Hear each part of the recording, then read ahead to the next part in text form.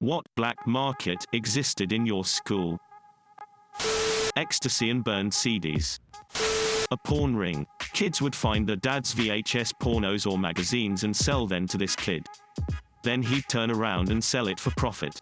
Funny thing is that when the principal caught wind of it and found all the porn in his locker but the money wasn't there, the kid used the locker under his and hid it all in the bottom. The porn hustler dude is now a cybersecurity analyst. I asked him at our reunion how much he thought he made back then. He claims $900 in 4 months. Originally we only had vending machines in the field house, so people would give jocks money to go get them snacks and sodas. Eventually it became sort of like a service, with a fee of course. Some kids mimicked it with junk food from the convenience stores and it became a black market of the rarest candies. Some kids were peddling stuff from Japan, others from the UK. It was a high-stakes candy market of the best stuff. Ginger-flavored Kit Kats, pear drops, Maltesers, black currant chews, and more. Eventually the faculty began to notice strange ongoings on and alerted the principal, which found the whole thing rather amusing. A few weeks later, we had vending machines throughout the school, but for that one semester, it was a lawless land. My school banned soda. I used to keep a cooler full in my car and sell them for $2 a pop. In high school, a kid on the wrestling team had parents who constantly went out of town on business. So he drained the swimming pool and would host fight nights with the fights in the pool. It was called Beat That Ass. He facilitated betting and made himself more money than a high school kid should have. He tried to recruit anyone in the school who looked like they could hold their own in a fight. Eventually bands started playing at them and he started burning CDs of each event's music. They were printed and numbered so each one looked like the Now That's What I Call Music seeds, but instead of now they said BTA. Source was in a band that was asked to play. We declined. In my time, Pokemon cards. Now it's apparently drugs. Drugs and lots of them. You could get anything from weed to heroin. High school. Selling hot Cheetos and tortoise out of soccer bags. I sold packs of batteries for when people's TI-84, 83s were inevitably dead on test day. Copy-paste from the last time I posted this. TLDR, I invented soft-core prostitution when I was in kindergarten. I discovered my friend, a girl, didn't have a penis. That was the most ducking mind-blowing thing ever. So I invite my male friends to see her. They were even more mind-blown than me. The next day they asked her to see the lack of penis again, but she refused because she wasn't friends with them. So they came to me and offered me some candy and bubble gum to ask her.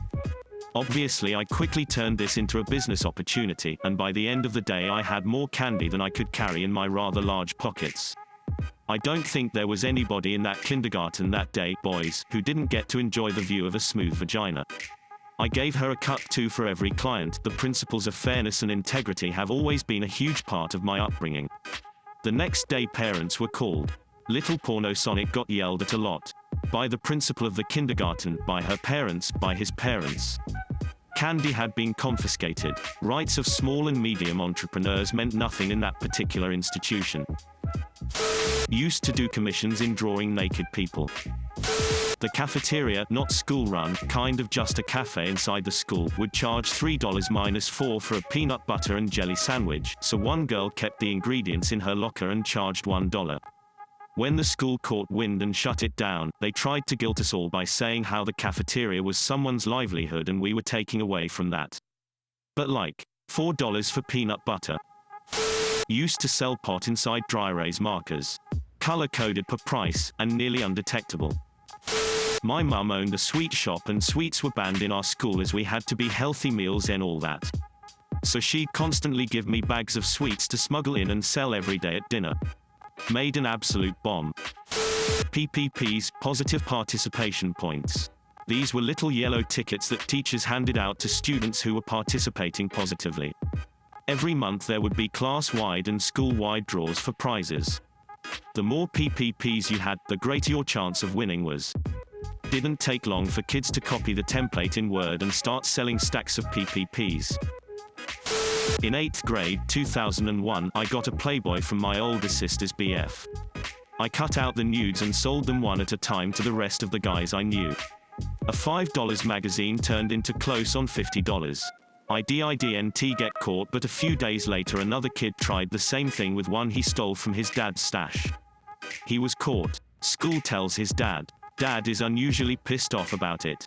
Turns out it's dad's favorite issue. BC it was Cindy Crawford in the centerfold.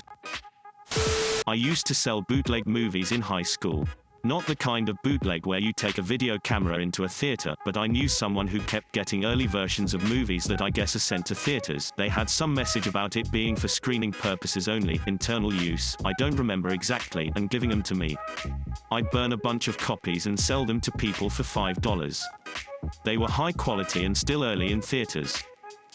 Well, in college I happened to know all the people that could get me every drug imaginable. Like, forget that we also had chemical engineering students, one of which got caught making high-quality meth to pay his student loans. Our high school had an internet filter. An enterprising friend of mine set up a free BSD server in his basement, and put together some 256 MB flash drives with an executable version of Firefox, could run directly from the flash drive without installs, and a SSH client. You could plug it in, connect SSH, then use the server as a proxy for all the Firefox traffic and get around any website you wanted. Those flash drives were a hot commodity, let me tell you. You could set up in the library and just start casually browsing a banned website, and people would start coming up and asking how you could do it. Energy drinks. *** Beta Fish Fight Club ***. We had open campus lunch, so kids would go to the local PetSmart, buy 2 beta fish, sell them to whoever wanted to fight that day, and they would dump the 2 fish in the toilet to fight.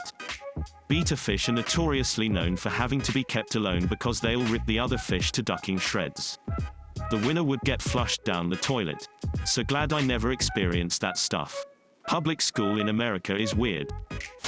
I studied in a boarding school, and we had a black market for acorns, yes, acorns. Kids would collect the acorns from the ground, paint and shape them so that they spin like Beyblades. The other kids would buy them to compete in the acorn battle, which is similar to Beyblade. Bubble gum and chewing gum. It was in middle school. Huge supply for chewing gum. Down the road there was a little cafe that sold those 5 packs of gum for 10 cents. I walked in with a $5 bill and bought as many as I wanted. I sold each stick at 25 cents each and 50 cents for Big Red. I made a huge profit. People started getting jealous and I got into a few fights over the amount of gum I was selling. Finally, the school caught on and told the store not to sell gum to students anymore, and thus my days as a gum dealer ended. Blow pops. No, that's not an autocorrect thing. Blow pops. The candy suckers with gum inside. This was high school. We were kinda sheltered. We had these sherbet straws called pixie sticks, chewing gum, and any trading card. We also had this gambling game that involved getting your coin as close to the wall as possible. Some people made a lot of money in middle school from selling slime. There was also the obvious vape sellers, but slime interests me more. PlayStation 1 and 2 memory cards. Stuck on a boss. Want the treasures without having to beat the game on ultra hard. There was a guy who in my grade who, for a fee, would play any game and get where you wanted to be, then give you a memory card to copy over the save file. Naturally you had to return the memory card to keep the ball rolling for everyone. Fidget spinners. The Pilot G5 liquid ink pens. You could sell them for $5 each all day. I was the pen guy. My bus driver in elementary school used to sell Jolly Rancher lollipops on the bus. He wouldn't sell them until we were off school property. The story was he spent time in prison. We called him Slaughter. He had a deep scar that went down the right side of his face. Somewhat related, but when I was in college I ran a free, illegal bar for my friends out of my dorm room using alcohol that I stole. I had a whole system worked out for stealing the booze from this big grocery store chain, and the entire time none of the employees suspected a thing. I made friends with a bunch of them and they would always say hi to me and chat whenever I would go, which was about 2 to 3 times a week. I actually did get caught for the stealing, but not at that grocery store, only when I tried to do it at Target back home in Chicago. I got arrested for that and felt really stupid for what I was doing, so I gave up shoplifting. However, I never got in trouble for my bar and I had a lot of fun mixing drinks for my friends. Also made my room the spot to hang out before going to hit the parties later on. If you like it and want to see more, please like the video and subscribe.